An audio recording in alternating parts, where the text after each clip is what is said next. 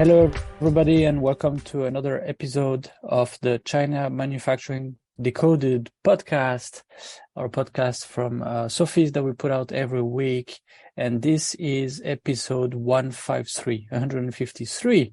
And I have two guests today, and we're going to cover an interesting topic, a management system standard that came up, that was published in 2021. And it's called ISO 37301, okay, about compliance management systems, okay. And with me are Clive Greenwood and Sean Lee. So people on this podcast have seen Clive a few times already, and in a few words, he's a very experienced quality and compliance consultant with a lot of experience in highly regulated industries such as medical, automotive, and so on. And he acts as a compliance consultant to some companies, and compliance officer. Yeah, okay. And joining us today is also another guest with a very interesting experience in this topic, Sean Lee from the BSI. So BSI is the British Standard Institution, is a large organization that does a lot of things, among others, a lot of third-party certification on management system standards. And we work with them, and they are the company that comes and audits us for 9001 and 14001, right? So we're kind of familiar with this organization. Hi, Sean, how are you doing? Do you want to say a few words about yourself and what you do at the BSI? Thank you very much. Hello, everyone. My name is Sean Lee, and I'm work for BSI for over 2 years, and I'm working on compliance of management system in southern China. And I have seen many management systems working in southern China's company, and I think most of the biggest companies in China they want to get certified with the compliance management, which is ISO 37301. And this is a compliance management published by BSI, by ISO in April of 2021.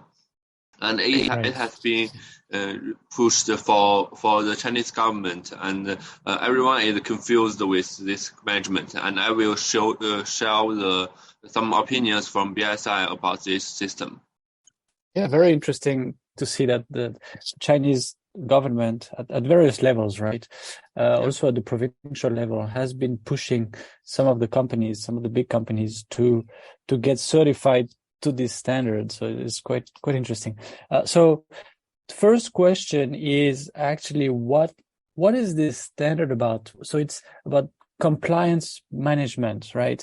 How to put in place a management system that maybe not ensures, but let's say really dramatically increases the chance that the organization will comply with all the applicable requirements, right? From regulators, from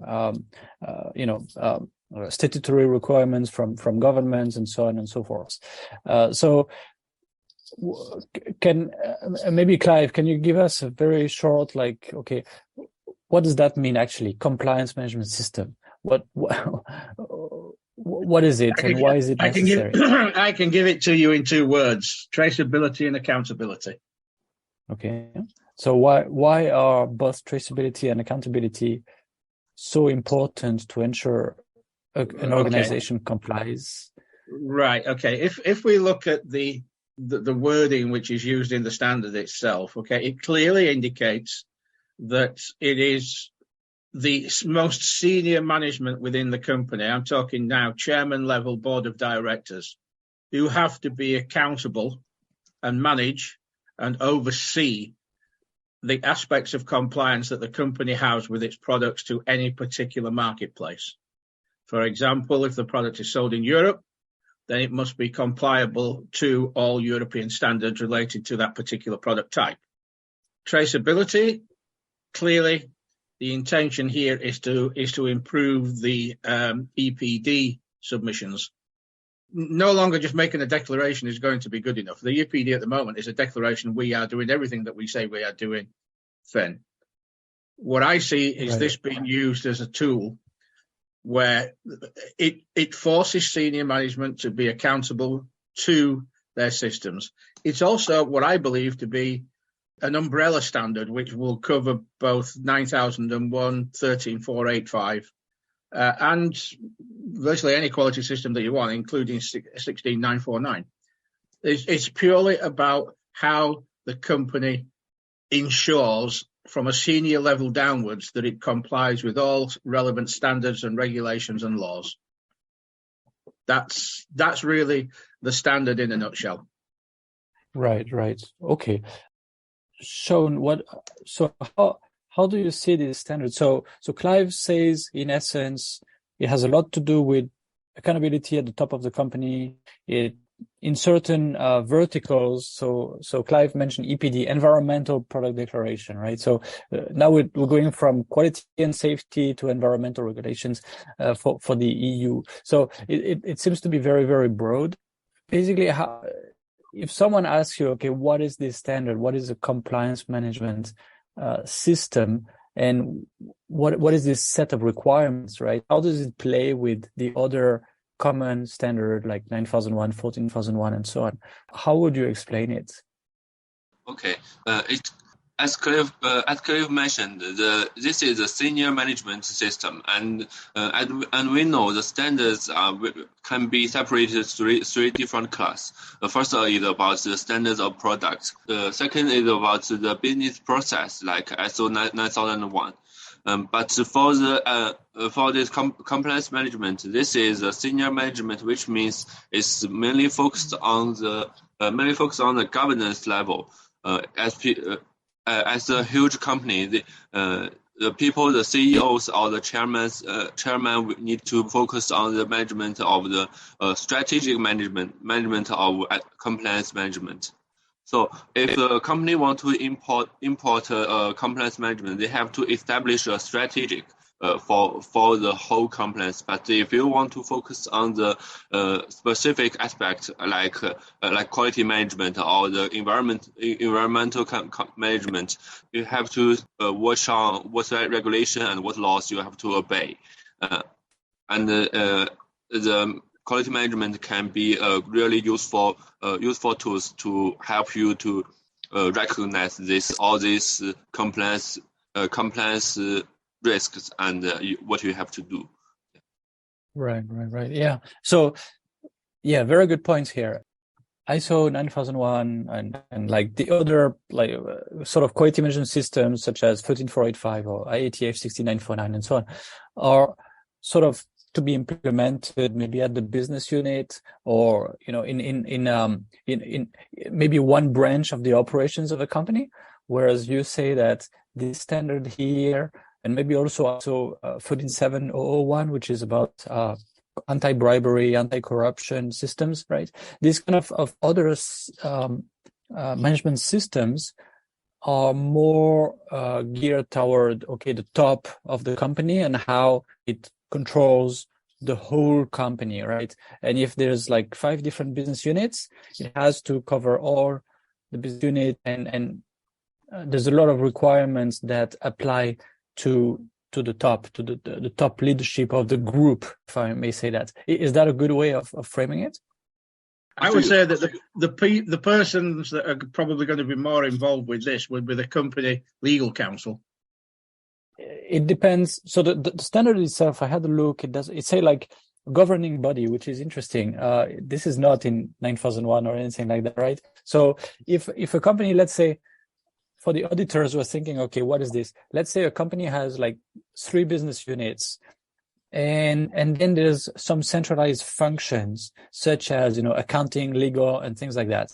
And then it also above, let's say there's the CEO, and then above the CEO is maybe a board of directors, right? So here they are saying that there's got to be a function somewhere that actually looks at compliance obligations, make sure that objectives are set, that the right culture is set, and so on and so forth, and does some auditing, and also this should also probably be not only like at legal somewhere below the CEO, but also another function to which the CEO actually reports to. So probably on the board. So this is why on public companies boards, usually there's one of the board members at least has, and maybe there's an entire committee for that on the board, right?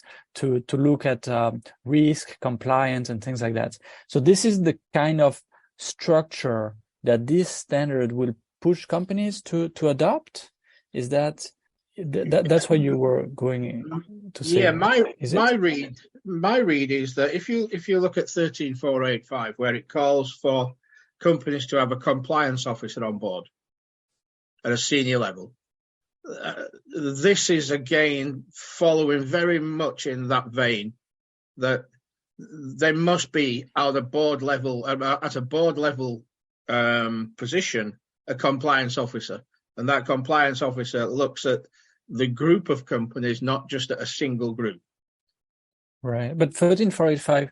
So for the auditors, this is the quality management system set of requirements for medical devices. Okay, correct. And it does say that you have to have a compliance officer, but in that standard, actually, 13485, it doesn't say that the compliance officer has to be at the board level, right? It says that the compliance officer, has to be knowledgeable, has to be able to know what the regulations are and do everything that is supposed to be. But maybe what's missing, and that's what led to a lot of issues there, is that the compliance officer is still sort of reporting to the GM of the business unit or some business function like this, and the business function, and it's something that's quite often an issue in China, would say, okay, this, don't worry about this, put it, under the carpet, right? And here this standard is actually saying, no, like above the business functions, there needs to be a function that audits all of this and sets the right culture and so on and so forth. So talking about, the challenges of implementing a compliance management system in China, Sean, what do you see this as a challenge? Setting the right culture for compliance, setting an auditing company, like a function above the business functions to which the business functions report on compliance, ensuring this accountability, this traceability, and so on.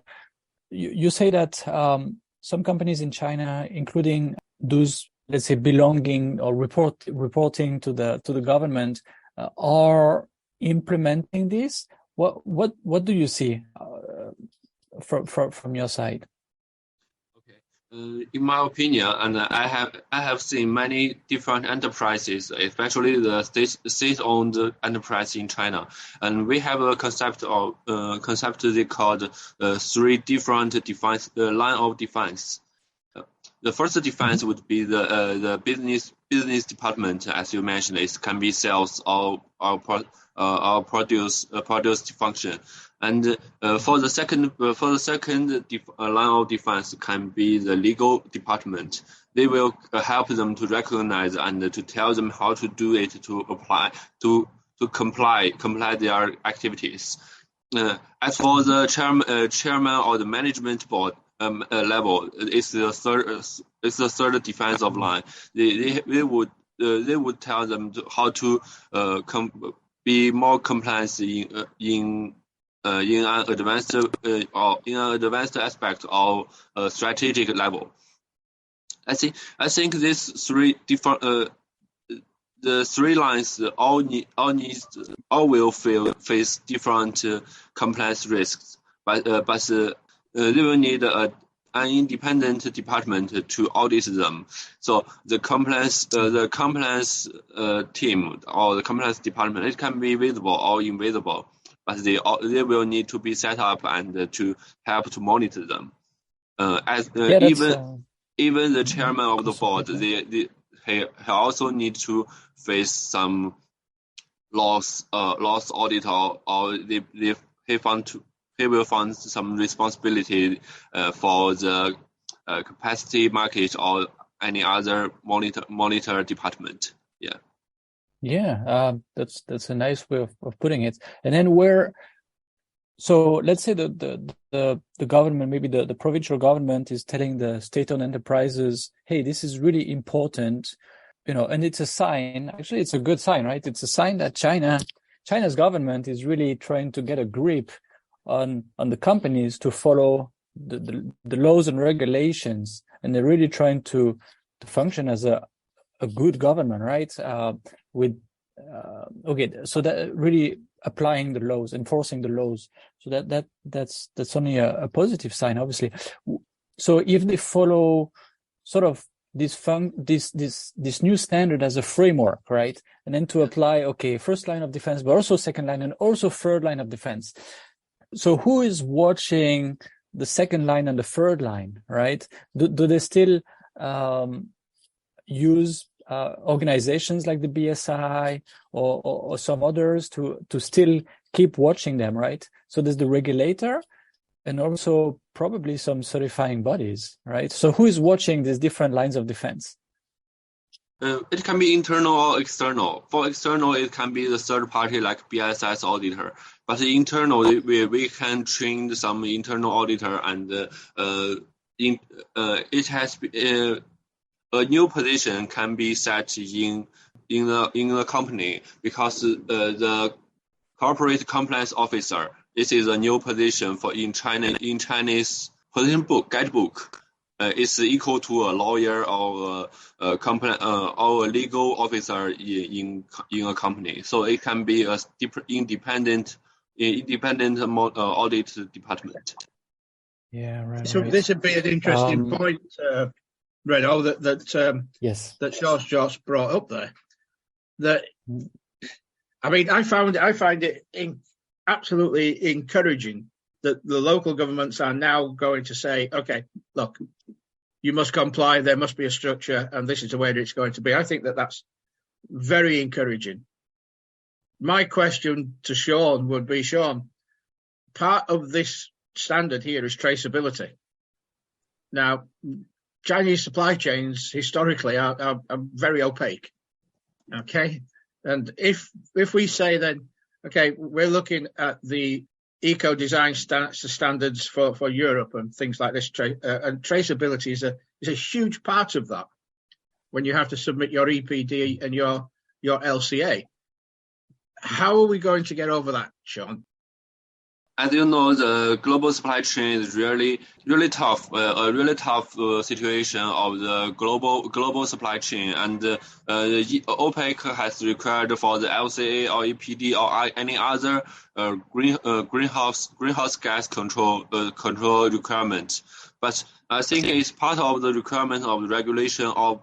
As for Chinese enterprises, they have to face a choice. They want to go export or import. If they want to only trade in the mainland China, they will choose to not to obey all this regulation. But if they want to choose export to their product to enter the Europe market, they have to obey and they have to recognize all this regulation.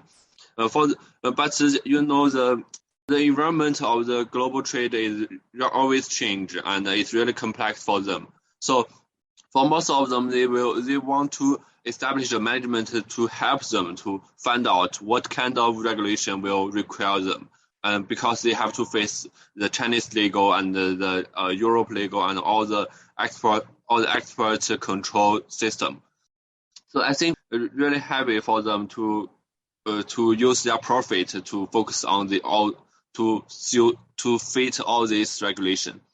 I did many discussions with the owner of Chinese small enterprises. They told me if Europe require too much, they will think about how to abandon the Europe market.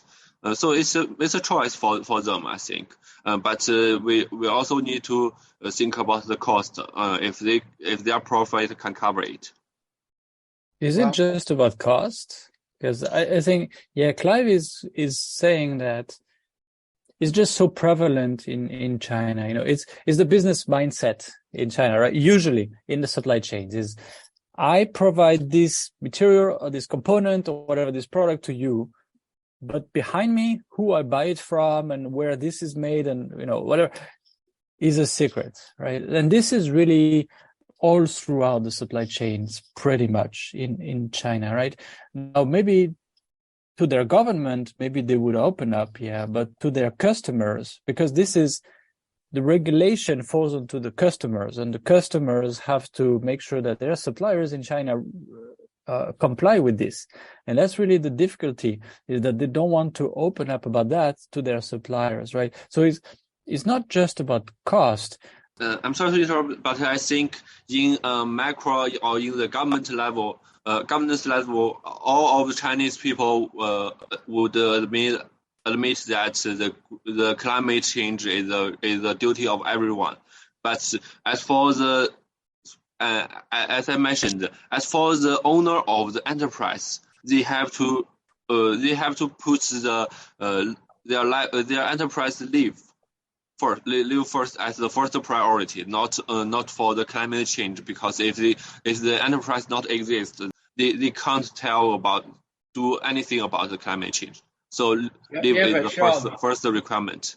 Yeah, sorry to interrupt you, Sean, but from a purely compliance standpoint, if you do not meet these requirements, you do not sell in Europe, because your product will not be given a product passport. Yeah, that's a choice. That's the choice. You either comply or you get out of this market. Yeah. So, and that is just unquestionable now. Now, the question would be, if a company has this system, this standard, which is accredited, for example, by the BSI, which I would advocate very strongly. Yeah. That is a way that they can say to their customers in Europe, look, we comply to this international standard.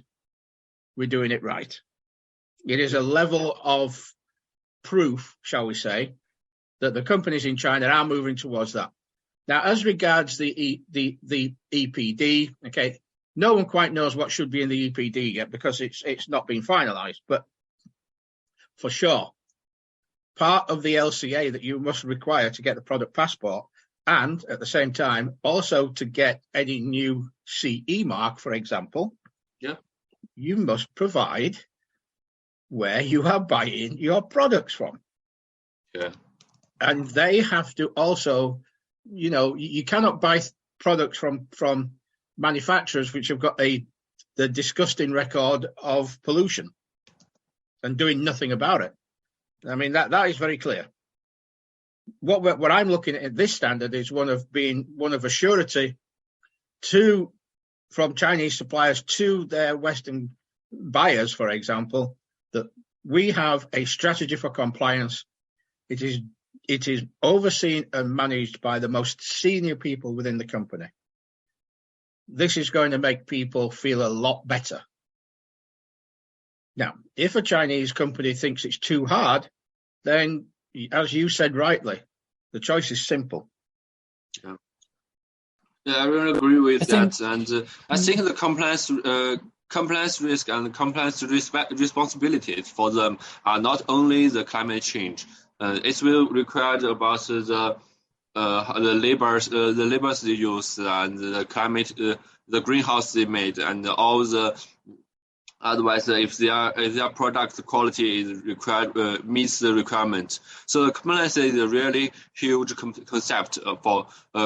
Compliance is really a huge concept. So if they want to use compliance management to help them to pass the export limitation, is not so specific, because they have to be to meet the specific like LCA or EPD, the other requirements. So they have to do the things specific. And if they import the management system, only the compliance management system without specific field, it will not meet their requirement. It will not meet the requirement. Exactly, Sean. Yeah, good point. So I think everybody agrees that, okay, it's going to be a challenge when it comes to opening up information about the supply chain. It's going to be a choice. It's going to be some resistance. There's going to be whatever, but obviously, yeah, that's the trend, right? So people are thinking about it, I'm sure. So the last point is quite interesting.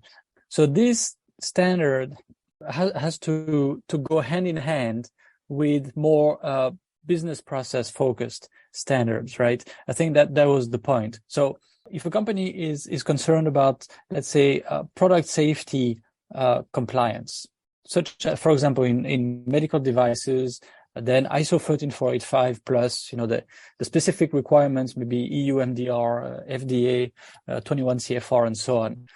That's, let's say, at the business process level. And then if they are concerned about actually the business units not fully, not doing everything they should to comply fully, then this standard will actually add some extra safeguards at the level of the, as Sean was mentioning, not just the first line of defense, but second line and third line, right?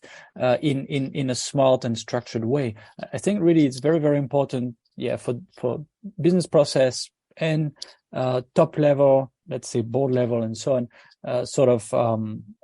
mechanisms to work together. And this is not just for product safety. It's also, Clive keeps mentioning LCA and EPD, that's for environment. But there's also maybe some others with forced labors and human rights and things like that, and information security and so on and so forth. It can be very, very broad, but a company would be wise to pick one sort of domain, one topic, implement business process sort of management system, and then this compliance management system to make sure the rubber really meets the road as intended, right? Is it a good summary of? Because if you read 37301, it's almost in 80% of its structure, it's almost a carbon copy of 9001. It uses the same structure, it uses the same terminology. Certainly when it comes to risk management, it just adds a separate layer to risk management. So if you're doing your COTO, as you know, which is the risk-based thinking side of 9001 and 13485, it still counts. It accounts for that plus legal compliance and regulatory compliance as part of the risk assessment. Now, if you remember, Renaud, before when we talked about how I structured the COTO risk analysis,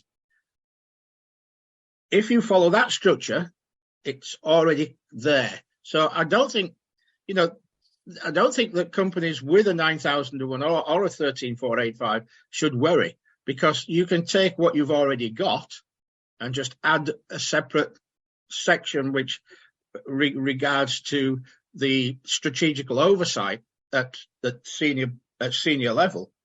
Just add that to an existing accredited system, and you meet. I'm sure Sean would agree. You already are at 90% there to compliance. You integrate the standard, right? Sean, is this the way you?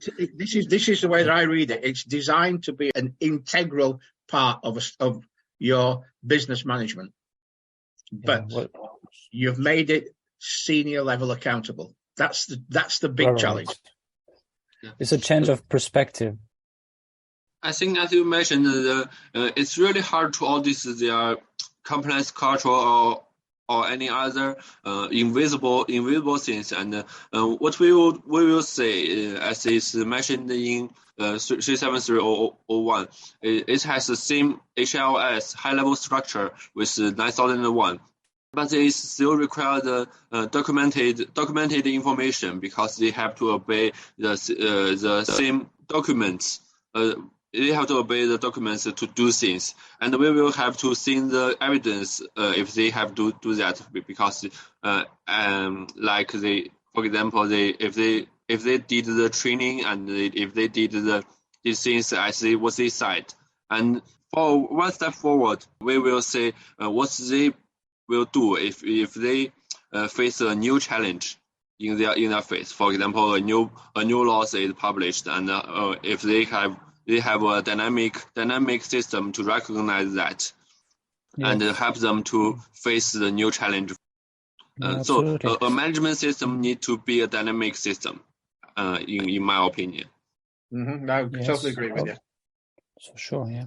So Sean, you mentioned it's not necessarily very easy to audit, even though, to comply with the standard, they will have to document and so on. But documenting, let's say some Chinese organizations are very good at documenting things just to show that, hey, look, it's happening, but right, nothing is really happening. And there's a lot of stories, right? Like, for example, Lehman Brothers in the US, 2008, 2009, they went bankrupt. Well, they had a chief risk officer, I believe, or something like that. A top leadership level, risk officer, because it was compulsory after some earlier scandals with Enron and WorldCom and so on.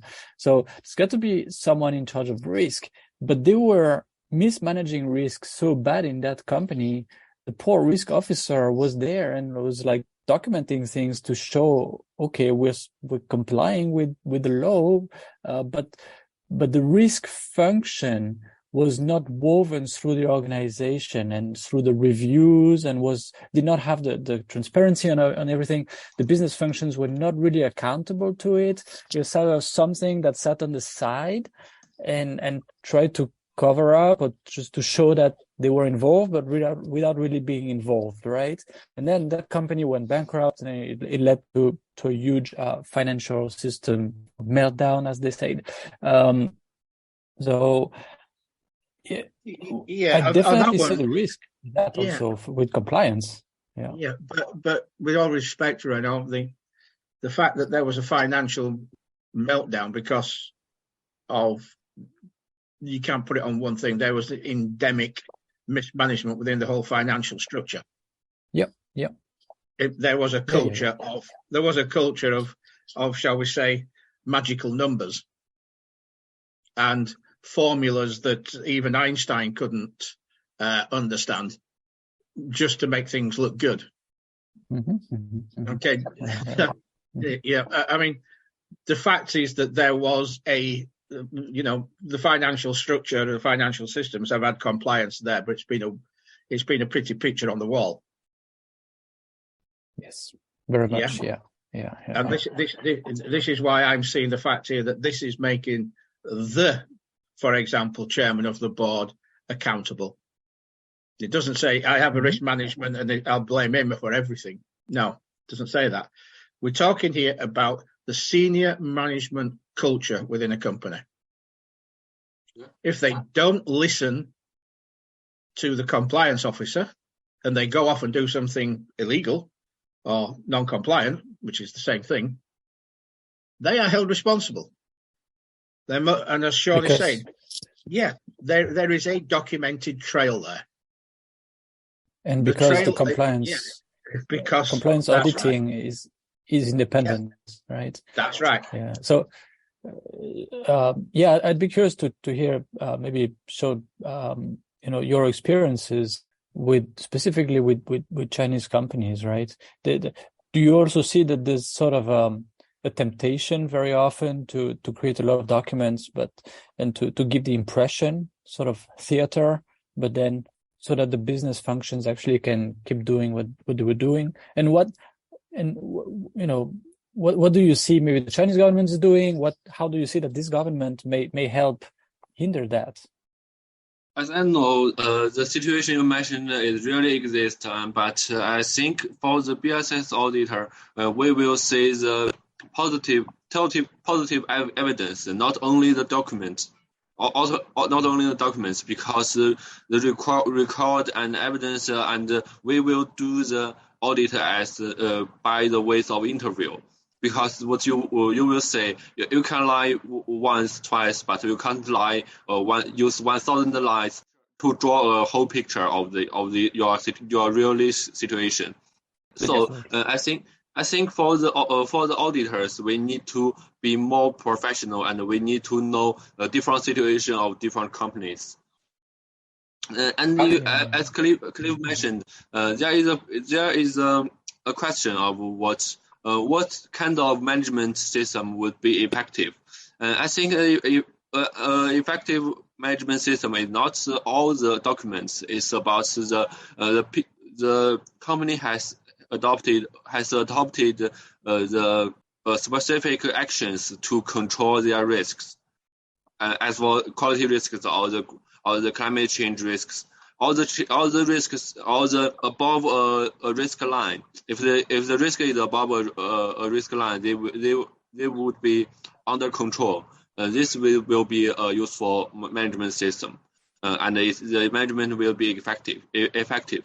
I think, in my mind.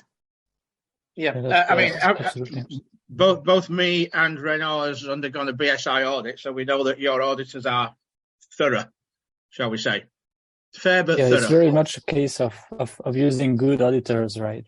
We're coming to the end of the time allotted for this episode. So I fully agree with what Sean mentioned. It's really about having people really try to uncover the truth somewhere. So again, different lines of defense and some independent audits and things like that. That definitely helps. Did you want to mention something about that, Clive? About really maybe the importance of having an independent auditing function and what do they call it? Governing body, maybe like a board member who supervises and sort of makes up their own minds about what's happening. I guess you would say this is really crucial, right? Well, for me, does the board of directors want to know the truth? All right. So it goes back to the culture of the top of the company, right? Yeah, it certainly does. Yes. Okay. Well, as always, most of the problems come from top management, top leadership. So I think this is a good conclusion, and very few people will dispute us on that. So, which is good. Yeah, we like. Right. Please put your comments online. Yeah. Yes. So I want to say a big thanks to Shoni from the BSI for coming and sharing his perspective. This is quite interesting. We should do it again if that's interesting to you. And a big thanks also to Clive, who has come already a few times on the podcast and brings his interesting perspective and his opinions about that, which is quite good. For the first time, Renaud, not doom and gloom, Clive. Right. Exactly. A bit optimistic. All right. Yeah. Thanks a lot, gentlemen. Thank you. Thank you. Thanks again for listening to this podcast, brought to you by the Sofeast Group.